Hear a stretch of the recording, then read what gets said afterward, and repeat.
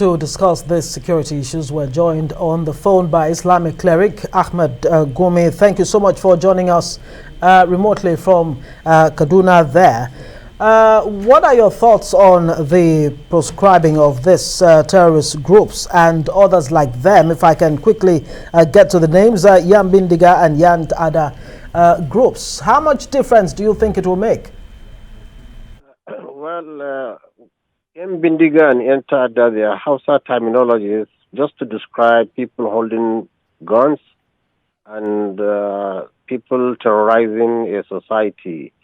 It's not a name of an organization or a name of a sect or a name of a movement.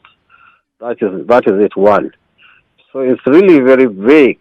But what I want to see is that declaring them as terrorists, even though they commit terrorism, actually will not change the dynamics on the ground.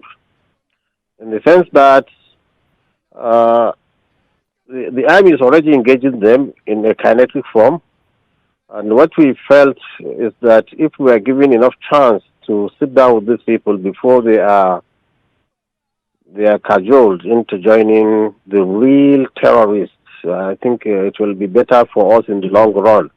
But now, if you describe them as terrorists, they become, they said birds of the same feathers flock together. If they face the same name and they face the same treatment without any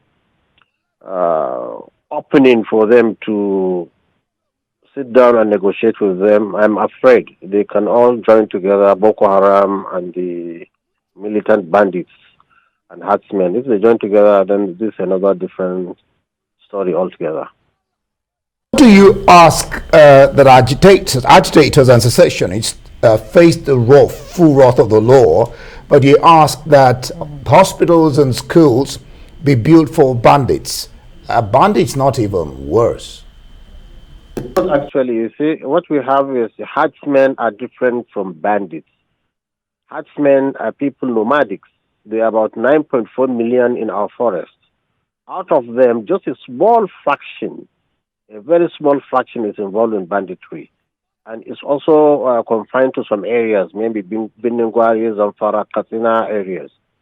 So now when you say, and you see there is a thin line that can divide between them and the bandits, because they can change and become sedentary, or they can change and become... So it's, what I think we should need to do is really go in there. You see, we are able to gather them, all the commanders, put them together and speak with them in a language which is encouraging them to put down their arms, to listen to their grievances rather than this confrontation.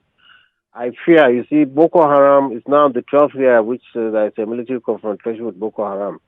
I fear this region, if this military action continues, it's going to get worse and it's going to get messy.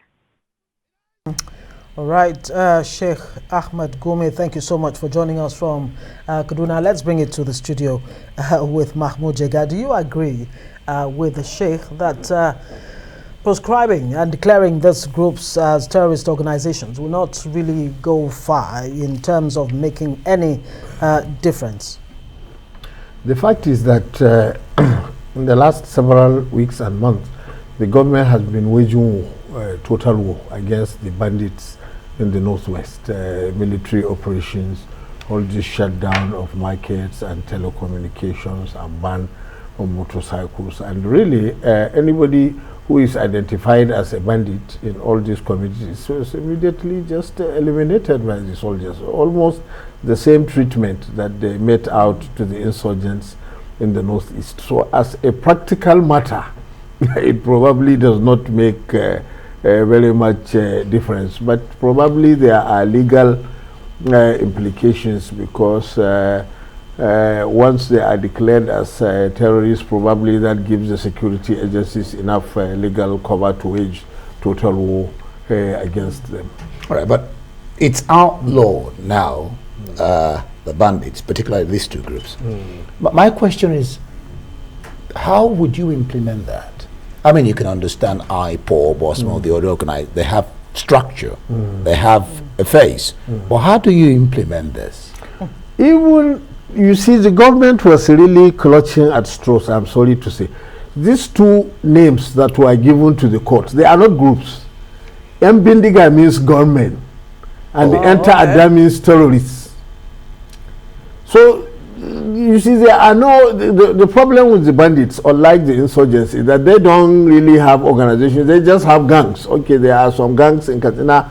The leader is known, they say, is led by Turji. Then there is another group in northern Sokoto, they say is led by this man. Then in Belengwari in southern Kaduna, they say there is a man called Dogo Gide. He is the leader into Nigeria. That's really what you have.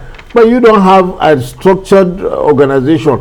That's why the government was really dilly-dallying. They didn't know what to go and tell the court. And these names that they gave are almost laughable. As I said, yeah, this names including other similar terrorist groups in the country, in every part of the country, including the northwest and northeast. Well, he's saying that they're not even groups, because they're not even. Mbindiga means government. Enter Adam means terrorists. So what have you told the court? So it's a non-starter, is that what you're saying? Because the term gunman is created by the media to refer to all kinds of criminals who use weapons and commit all kinds of atrocities. And that's why we say government. You just mentioned something important here, because Sheikh Gumi had been quoted as saying that, you know, the federal government has finally succumbed to media blackmail. And is that what it is? Well, there is no doubt that government acted because there was pressure. You know, many people were saying that the failure to ask the courts to declare the bandits as terrorists was like government was sympathetic to the bandits. I don't think that was the case, because government has been waging war against the bandits in Zamfara, in Katsina, in many other places. But it's okay. I mean, if people are demanding something, you do it. But honestly, it is not very neat, because these are not groups. Thank you so much, Mahmoud Jega there, Arise News analyst.